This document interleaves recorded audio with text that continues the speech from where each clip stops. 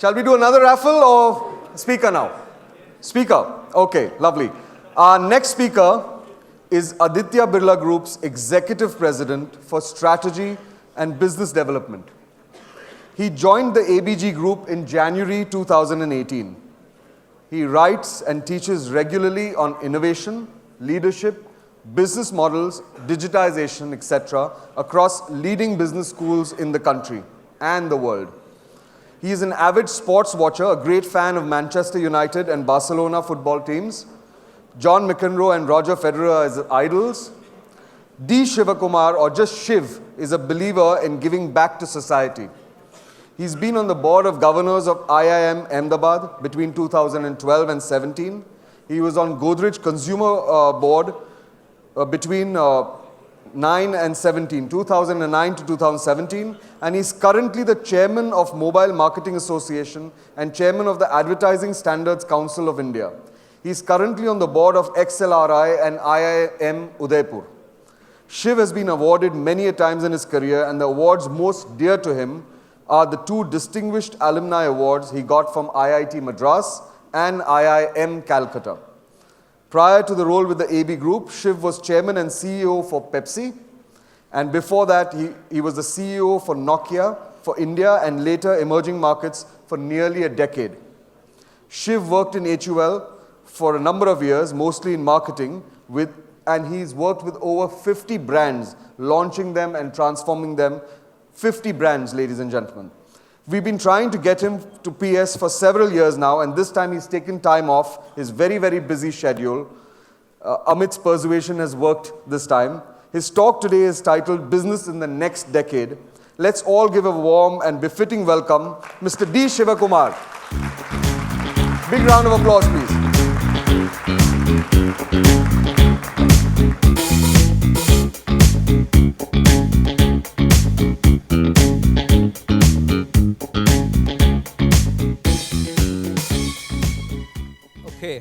Good morning, ladies and gentlemen. Lovely to see a packed hall. I was last here in this hall in 2005. That's close to 15 years ago. I was sitting there listening to Rudy Giuliani. Okay, so how times change, 15 years, right? So times will also change in India. And a few weeks ago, as the introducer mentioned, the Print Summit has been trying to get me here for the last 4 or 5 years. And I just, whatever reason, whatever schedule, I just couldn't make it. But this year I finally made it. I got an WhatsApp message. This is Amit Shah here. Now, if somebody writes, this is Amit Shah here, like, you respond, right?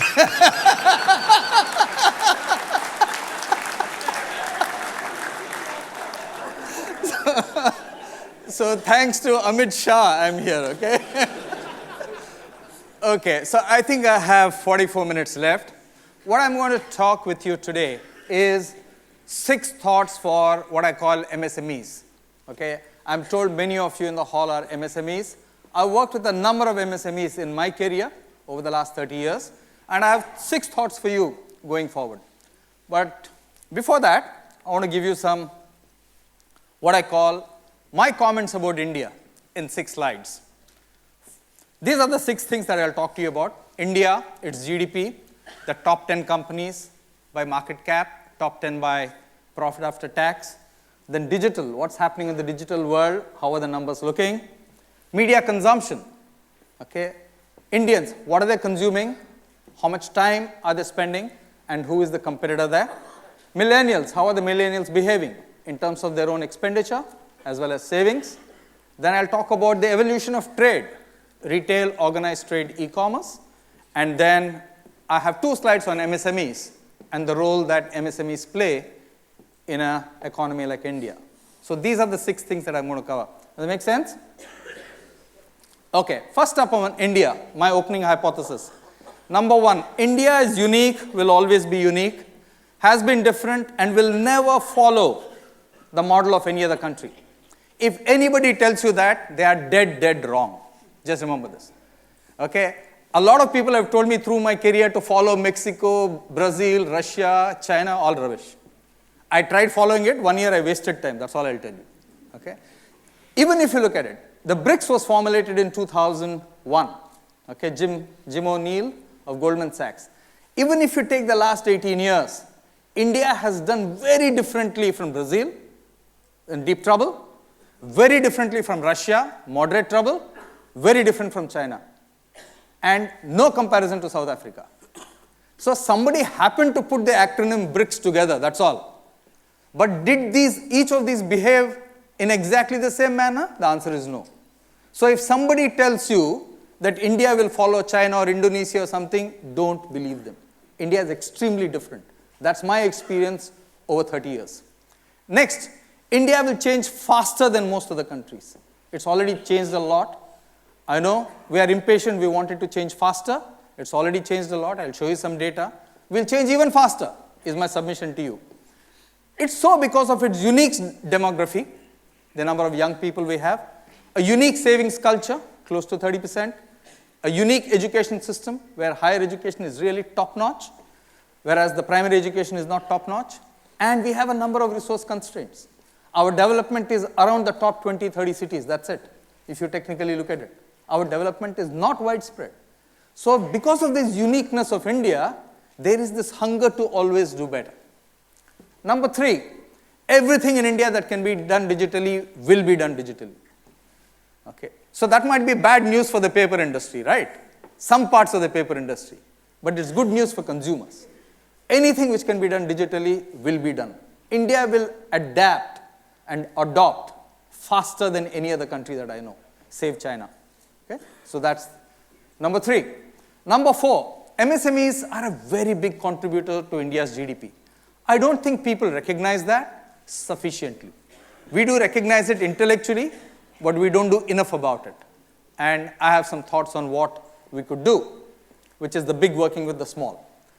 Number 5, every number in India will look very big at one level and very small at another level. So let me explain. If you look at any number in India as a relation to population, it's a huge number. But if you look at any number in India as a per capita consumption, it's a very small number. Every data point will be like this. So you can get excited about the big number, which is population. You can get depressed about the small number, which is per capita consumption. But most good managers or good leaders will keep a balance between the two, not get carried away and neither get depressed. So every big number of India is also a very small number expressed differently. So first up, India GDP. If you look at India's GDP, from 2010, I'll take 3 data points, 10, 20, 30. India's GDP has moved from about 1.3 trillion in 2010, it will be about 6.6 in 2030. So in a 20-year span, we're going to be approximately 5 times bigger. That's a lot of growth. A lot of countries would give their right arm for that growth. If you look at market cap in lakh crores, 61 lakh crores was the market cap in 2010, 160 lakh is the market cap in 2020. That's a compounded annual growth rate of 10%. There are not many instruments which can give you 10% CAGR over 10 years. There are not many instruments. Okay, the Indian share market does that. Let's look at Sensex, the top 30 within that. Within that, the Sensex index was 16,440 in 2010. Today, it is 41,160. That's a CAGR of 9.6%. Again, not many instruments give you that. I want to point that out. If you look at Sensex market cap as a percentage, the top 30 companies, and that's the catch. The number looks big. Now, here's the problem. 30 companies out of 5,600 companies in India. India has the largest number of listed entities in the world. Number 2 is New York. Many people don't know that. The Sensex market cap as a percentage of total market cap last year was 49. I expect that will be about 52. Corporate profits have gone down. As more and more competition has come in, you're seeing a price war in almost every industry. And I would suggest that in most categories, real price in most categories has come down in the last 10 years. Real price in most categories has come down in the last 10 years. That means you need to innovate, you need to be efficient, you need to keep your costs under control if you want to be competitive. Real prices have come down in most categories in India in the last 10 years. Next, If you look at the investment in India over the last 5 years, sector by sector, telecom big, that's why digital will be big. That's $6 billion in the last 5 years. Renewables, which is new energy, another $6 billion. And then the host of other things is all to do with infrastructure. Roads, warehouse logistics, airports, power generation, infrastructure. The top 10 sectors in India in the last 5 years have attracted about $27, $28 billion investment. India gets about $40 to $50 billion of FDI. So just keep that in perspective. There's a lot of investment happening in infrastructure. And it will pay off. Okay? Its time will come. But the investment is there over the last 5 years. Next, one of the things we notice across the world right now is what I call nationalism. There's a huge fervor of nationalism. And there's a push back on globalization. There's a huge fervor of nationalism. Why does nationalism come in? If you look at the Indian data points, according to Nielsen, Indians are very proud of their GDP and its rank in the world. Till a few months ago, we would say, or newspapers would say, we are the fastest growing big economy in the world. No longer, but we used to say that. Second, its business leaders give India pride. Third, local innovation, India for India. That's the other reason people have that nationalism fervor. World-class Indian companies is the other reason why people have pride in India. Political leaders is one more reason. I've not put one because that goes up and down, is sport. Okay. When Indian team does well, everybody is nationalistic. But when Indian team doesn't do well, everybody is a commentator. So the opposite is also true. Both happen. Okay. When Sania does well, we are all very proud when Sindhu does well. When she doesn't do well, then we have our own theory why she doesn't do well. And invariably, most newspapers, most average consumers say, the reason sports people don't do well is now they're endorsing brands. That's why they don't do well. So we find convenient excuses to label. So this is something we are seeing. This is the pride that Indians are deriving from India right now. A large part, economy. If you look at the top 10 companies in India, the left, the yellow chart is the top 10 companies by market cap. So Reliance is number 1 at 140 billion, TCS number 2, 109, and then you go down the list. If you add the top 10 on the left-hand side, which is the yellow column, that's $660 billion of market cap in 10 companies. That's about, if I were to give you a sense, that's about 25% of India's GDP, to give you a number as a comparison. On the right-hand side, if you look at the top companies by profit after tax, okay, that list is about $36 or so billion, and that list again is led by Reliance, TCS, ONGC, HDFC Bank, SBI, Coal India, Infosys, ITC, IOCL, NTPC. So if you look at that list, 1, 2, 3, 4, 5. 5 of the 10 companies are public sector companies. I don't think we pay enough homage to some good work which people do. We normally think that public sector must be somewhere near zero. That's not true. Okay? So this is the list of the top 10 companies. Second trend for you, if you look at digitization and global. Citizens using internet, it's gone from 870 million in 2010 to 3.6 billion in 18, and by 2025, it will be 5 billion people. India, the global population today is about 7.4, 7.5 billion people. Mobile subscribers from 3.2 billion to 5.1 will be 5.8. If you take out technically people in the age bracket 0 to 5 or 0 to 6 who technically can't use a phone, almost everybody else is on a mobile phone today. 4G networks, there were 16 4G networks in 2010. Today there are 451 4G networks. The next wave, 5G, has already started. It started in America, it started in Korea, it started in Japan. Will come to India shortly. Smartphones, in 2010, we had 437 million smartphones. In 8 years, that grew by tenfold. 5 billion smartphones. And in 2025, almost everything will be smartphone. So how does India look digitally? We downloaded 12.3 billion apps. 12.3 billion apps. In 2008, Apple had 5,000 apps on the iOS, on the App Store. Today they have 2.1 million. 10 years. Android has 2.5 million apps. In 10 years. We have 560 million internet users, almost all of them on the mobile phone, 354 million smartphone users, and 294 million people using social media. As I speak to you, I'm sure a lot of you are tweeting. Okay, a lot of you are taking a picture, posting it on your sites, whatever it is. Okay, that's the natural hobby now. Okay, India's biggest hobby pastime is social media now. Okay. Let's look at average time spent with media. In 2017, average time spent was 4 hours 13 minutes on engaging with media. Last year it was 4 hours 59 minutes. 2020 it's expected to be 5 hours 14 minutes. 2021 it will be 5 hours 24 minutes. Television, about 59.5% of that 4 hours 13 minutes. In 2020 it will be 58. Digital is 27.7, going to 30.8, going to 32. Of its smartphones is everything. Print 7, 5.9, 5.8. Newspapers 6.5, 5.5, 5.4. Radio 5.8, 5.1, 5.1.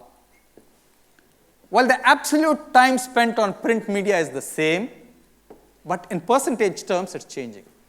Now you look at it. Between 2017 and 2021, 4 hours 30 minutes spent on media is going to 5 hours 24 minutes. That's 1 hour 10 minutes increase. We have 24 hours. That's 4%. If time is still fixed at 24 hours, where is this time coming from? It's basically because with the same time, people are multitasking. With this, people are sleeping less. That's the second thing which is happening. So the biggest enemy for media consumption is sleep.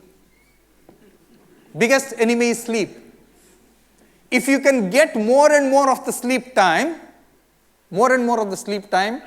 time spent on media will keep increasing. Or, I would say, I'm sure most of you would not want that, people are not working enough these days, right? At office they're doing all their social media or whatever it is, which is true. If you go to e-commerce companies, the orders on e-commerce companies peak between 12 and 1, just before lunch, and just before they go home between 4 and 5. It's a clear trend. So people are on it. So this is how media consumption is. It's just moving up. I think India is number 10 on media consumption. America is way higher. Okay. So obviously, we'll have more and more sleep-deprived people at work and more sleep-deprived people walking around as citizens. Top 10 languages, important for you, because the whole of print is now becoming a local community. The more you are local, the more you can cater to local community. That's where print is working. Otherwise, it's not working anywhere else. If you look at the top 10 languages, those are the top 10 languages, okay, across the world. If you look at the top 20 spoken languages, that's top 10 languages on the internet, how people search. These are the top 10 spoken languages. If you look at the top 20 spoken languages, you have Hindi, Bengali, Telugu, Marathi, Tamil, 5 there. The development of the local net will be a big trend in the next 10 years.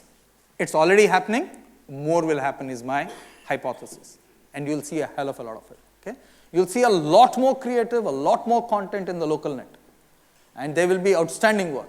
Just think about global media concepts.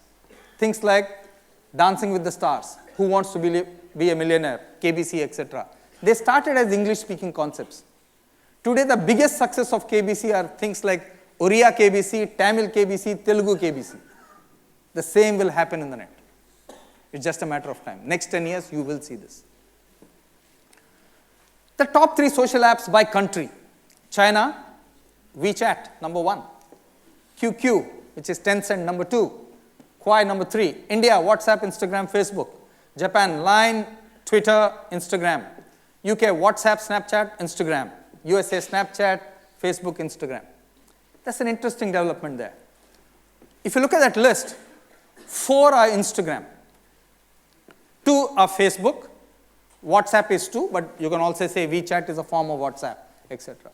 So 3 to 4 WhatsApp, 3 to 4 Instagram, 2 Facebook. The world is going far more visual than ever before. If you look at the Instagram stats in India, of the top 10 Instagram people in India, 8 are women. Instagram is extremely visual.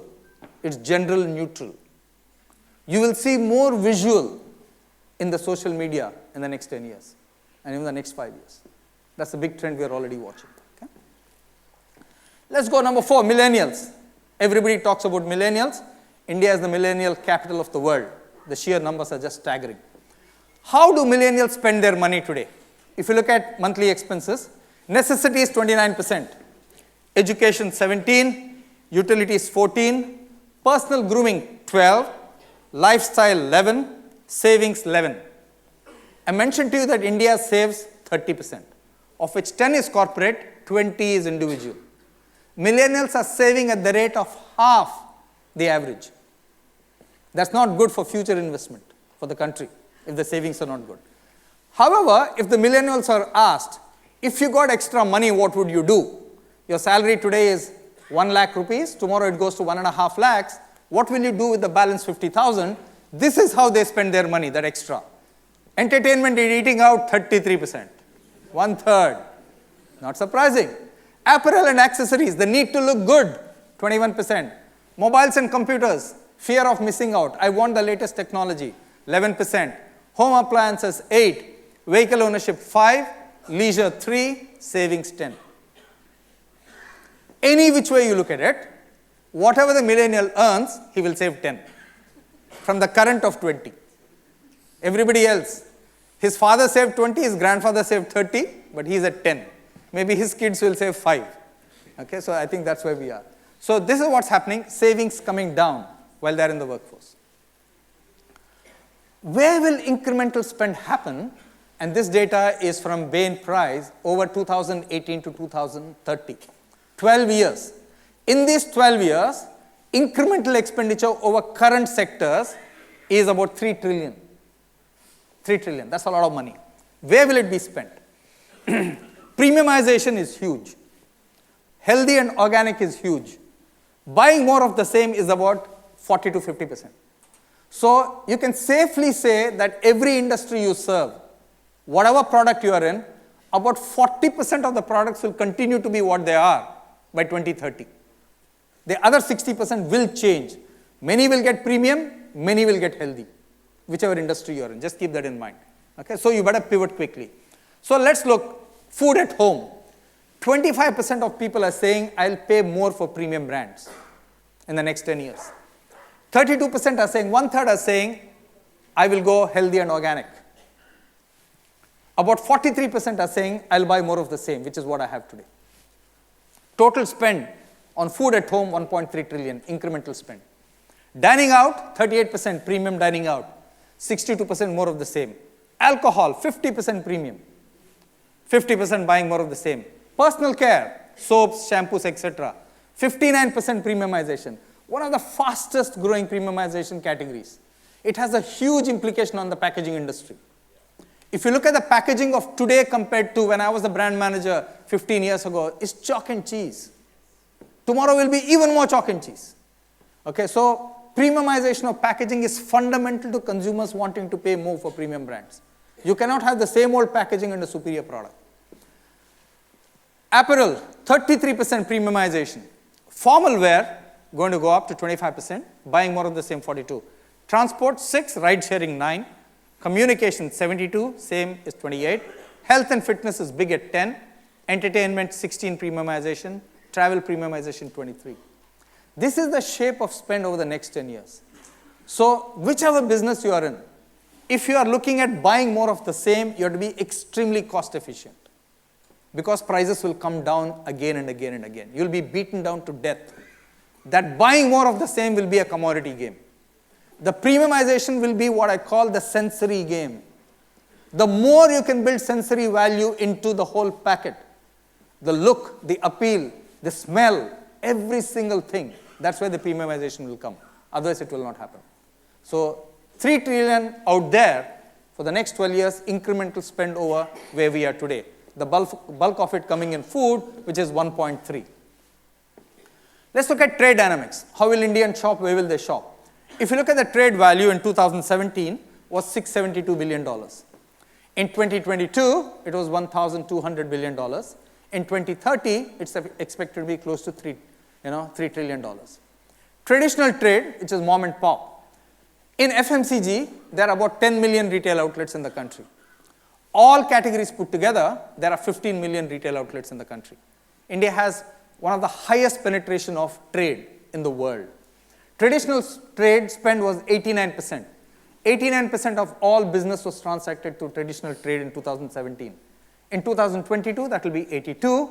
In 2030, in 8 years from then, 65. Organized trade used to be 6% in 2017. It's now 9% in 2017, 14% in 22, 25% in 2030, the large format stores. E-commerce, 2% in 17, 4% in 2022, and 10% in 2030. If you look at organized trade, which is sensory experience, again, great experience, and e-commerce, what was their contribution to the total growth? If $100 or 100 rupees was the growth in trade, how much is contributed by organized trade and e-commerce? 19% in 17, 27% in 22, and nearly half of growth by 2030 will come from organized trade and e-commerce. Okay? This is going to be another big paradigm shift for shoppers as well as marketeers in India. Last 4 weeks, shopping trips. Traditional trade in 2017, an average housewife or someone made 8 trips to the shop in 1 month. In 2018, roughly similar, 7.7. Modern trade, organized trade, 1.6 trips in 2017, today 3.8.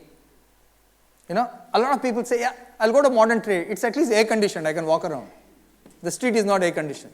For some reason or the other, people go and enjoy that experience.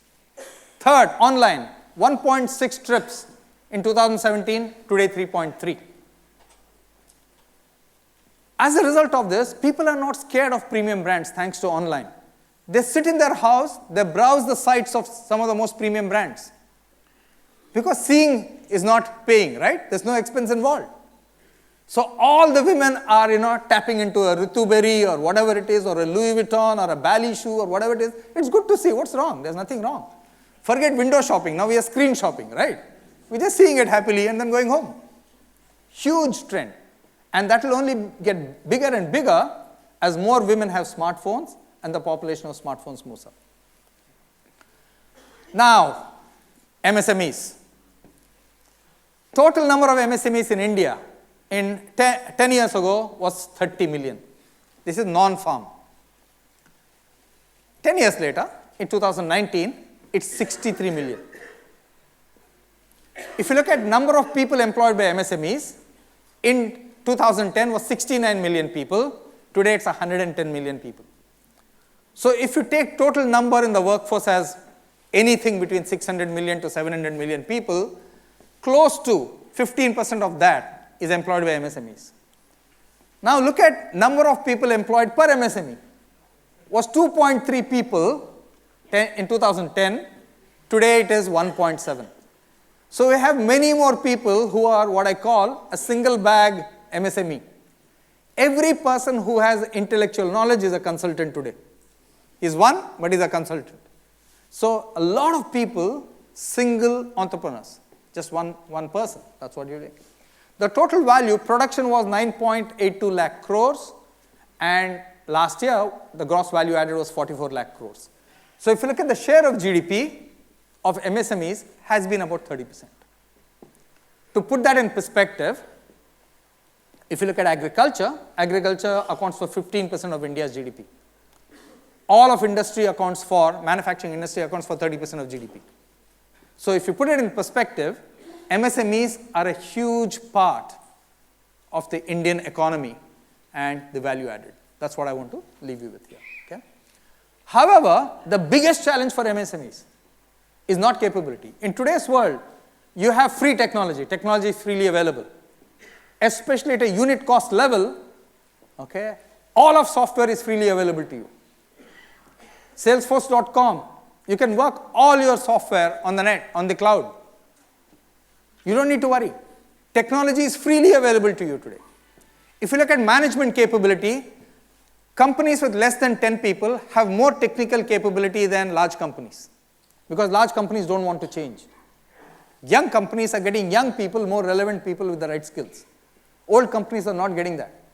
In fact, CEOs of old companies rate their own programs and development and learning in the company 3.2 on a scale of 5, whereas young companies and MSMEs rate that number significantly higher. Okay? So, you don't have a worry about technology. You can get good people. Capital is not an issue.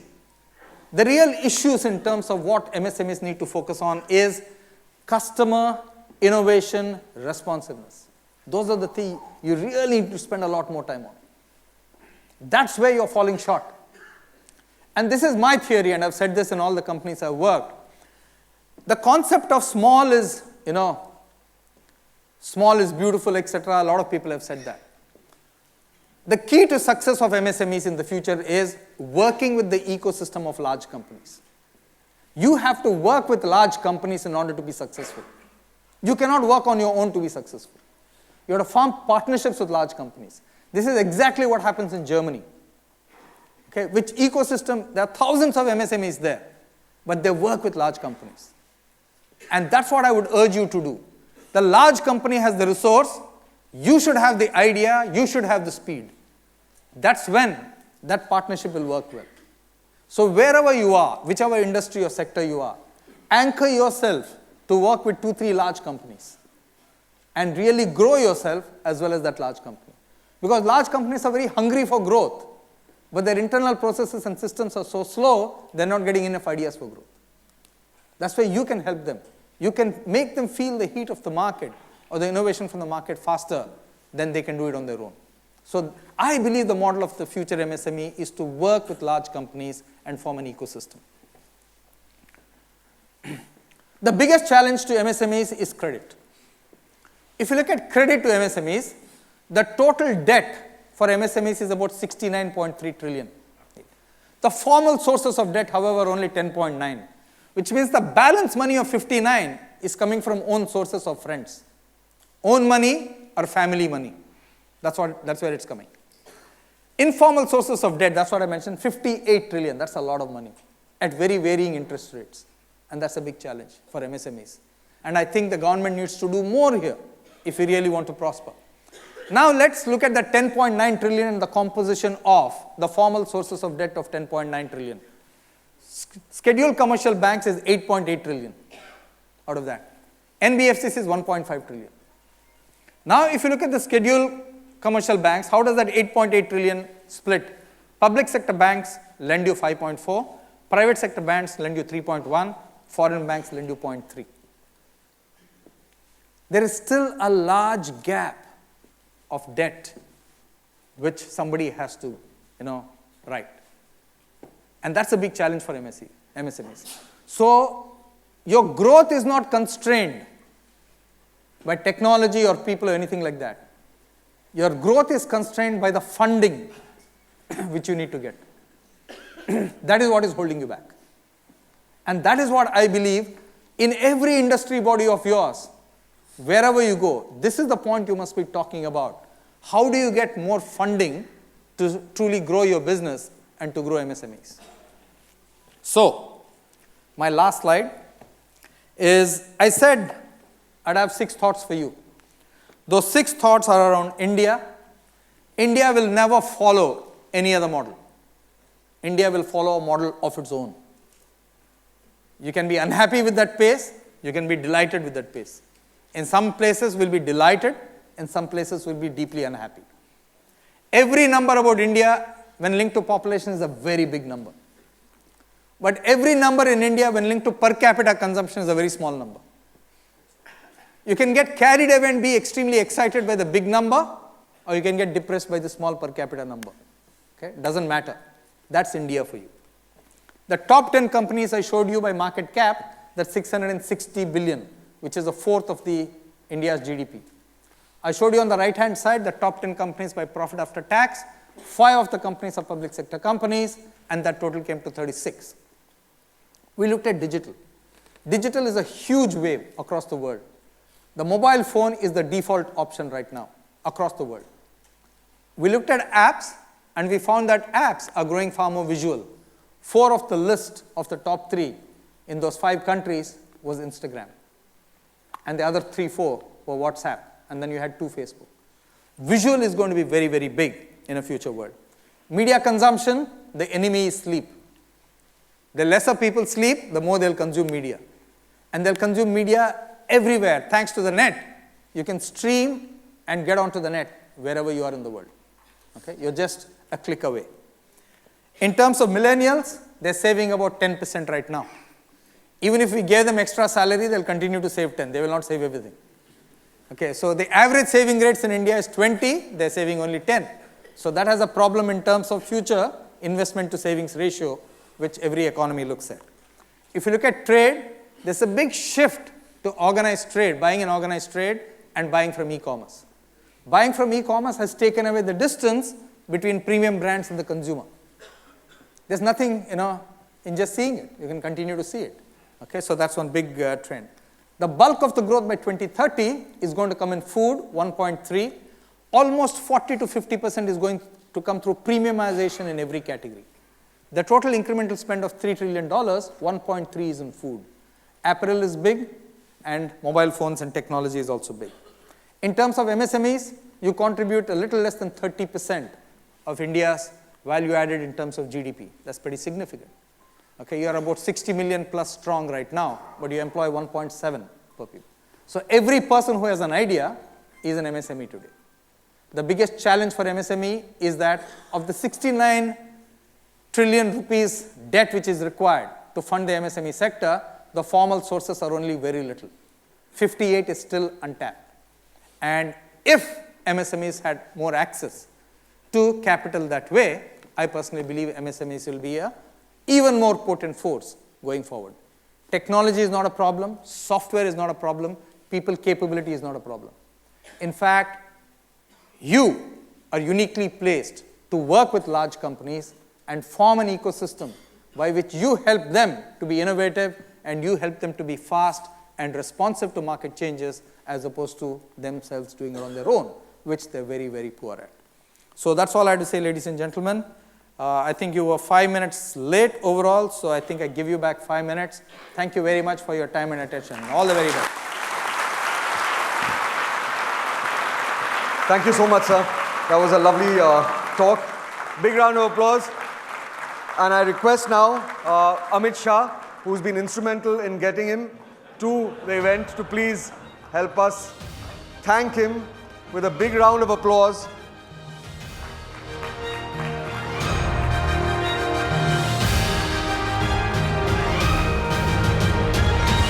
That's Mr. Shivakumar from ABG Group. Amit Shah, thank you very much. Mr. Shivakumar, thank you very much.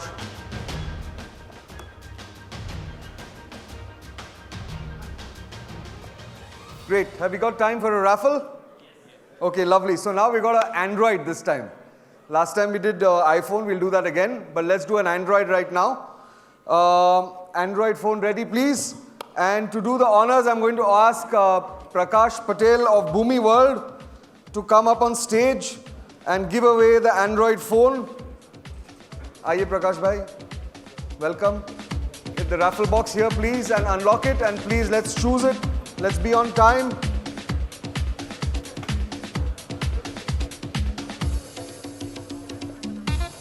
I think this is a OnePlus phone.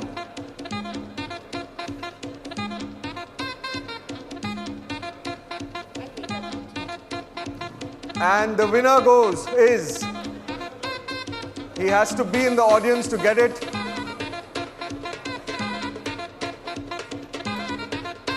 Yes, Mr. Patel, please remove and announce the winner.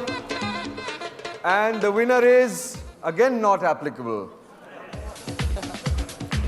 Okay, let's do one more. The person has to be in the auditorium to get the prize. And yes, we have a winner, Muktnath Pandey. Yes, there he is. Mr. Prakash Patel of Bhumi World gives the prize to Mr. Muktnath Pandey. Congratulations. And thank you, Mr. Patel.